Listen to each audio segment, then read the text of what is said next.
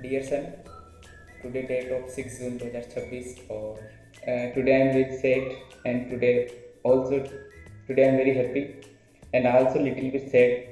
दुखी इसलिए हूँ कि मैं आज आपके साथ आपका बर्थडे नहीं मना पा रहा हूँ और मैं अभी यहाँ जयपुर हूँ और अभी 11 बजे तक तो मैं दुखी नहीं था, बट एक रेस्पेक्टेड पर्सन ने जब मुझे सलाह दी तो कि मुझे आज आपके साथ होना चाहिए।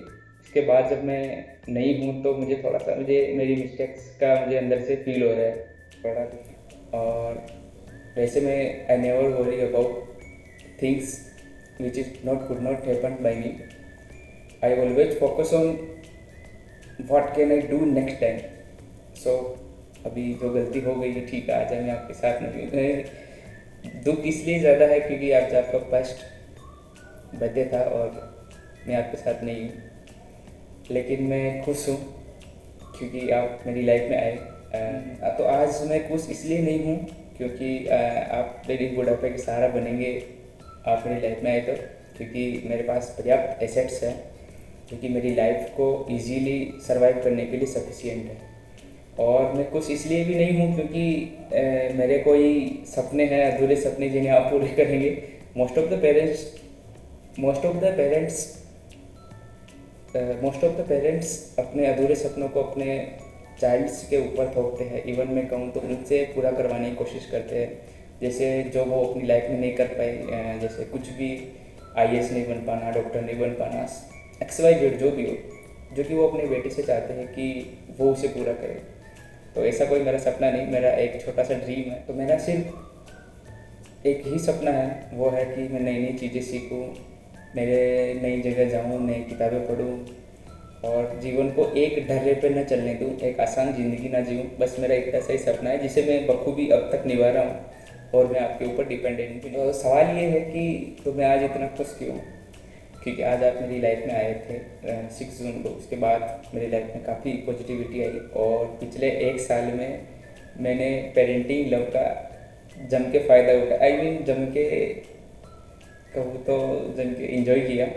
Parenting love in the sense वात्सल्य प्रेम, यानी एक बेटा और पिता बेटा, माता बेटा जिनके बीच होता है। और एक छोटा सा इंसिडेंट है, जैसे 6 जून 2025 से पहले जब मेरी माँ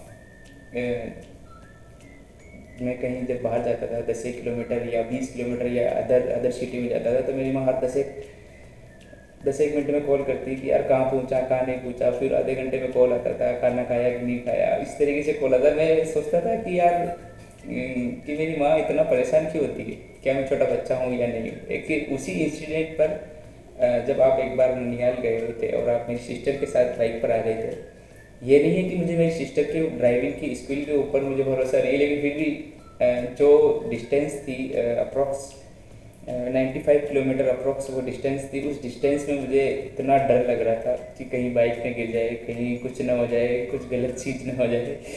और वो सफ़र मुझे हमेशा याद रहेगा। और उस दिन मुझे ये फील हुआ कि मेरी माँ काफ़ी हद तक ठीक है। और अब जब उस मोमेंट को मैं याद करता हूँ तो उसे बहुत इंजॉय करता हूँ। मुझे काफ़ी लगा कि ये सिर्फ एक पेरेंटिंग लव का एक हिस्सा है, जहाँ हम अपने बेटे को या अपनी संतान को, इवन अपने चाइल्ड को सुरक्षित महसूस करना चाहते हैं। और एक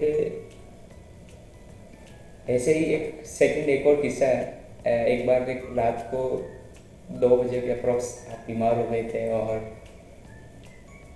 फिर आपकी दादी और आपकी माँ जब आप रो रहे थे तो आपको शांत करने की पूरी कोशिश की, लेकिन आप शांत हो नहीं रहे थे। मुझे भी कुछ समझ नहीं आ रहा था उस दिन मैं क्या करूँ कि अब आपको शांत करूँ। बट हेजिटेशन था कि किस तरीके से करूँगा, दर्द था मुझे, ये इसके कहाँ दर्द हो रहा है क्या नहीं हो रहा है। मुझे अंदर ही अंदर गिल्ट फील हो रहा था कि मैं डॉक्टर क्यों नहीं हूँ। मैं अगर डॉक्टर होता तो आज मैं आपको तुरंत ठीक कर देता। 2-3 डॉक्टर के पास गया और एक ड्रॉप आई थी, वो ड्रॉप देकर कोशिश किया, 3-4 बजे तक आप सोए। लेकिन वो दिन, हालांकि मैं ईश्वर से प्रार्थना करने पर मैं विश्वास नहीं करता, लेकिन उस रात मैंने ईश्वर से बहुत प्रार्थना की कि प्लीज़ भगवान इस बार इस शौर्य को ठीक कर दे, नेक्स्ट टाइम से मैं देख लूँगा। जब मैं इसे याद करता हूँ तो मुझे अच्छा लगता है। एंड और एक चीज़ जो मैं खुश होता हूँ आपकी होने की वजह से, जब मैं देखता हूँ कि आपको मेरी माँ मेरी पापा जब आपको प्यार करते हैं या इवन खिलाते हैं, तब मैं सोचता हूँ कि मैं आपकी जगह खुद को एज्यूम करता हूँ कि मुझे किस तरीके से प्यार मिला होगा उस टाइम जब मैं छोटा था। तो वो सारी चीज़ें आपके आने के बाद हुई। सो दैट मैं बहुत खुश हूँ।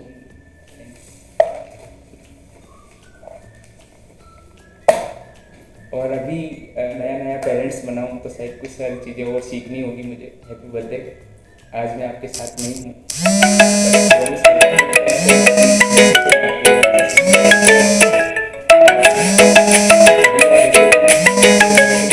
नया नया पेरेंट्स बना हूँ, तो बहुत सारी चीज़ें गलतियाँ कर रहा हूँ, कुछ सीखता चल रहा हूँ और कोशिश करूँगा नेक्स्ट टाइम से ऐसी मिस्टेक्स ना हो। And happy birthday again dear sun.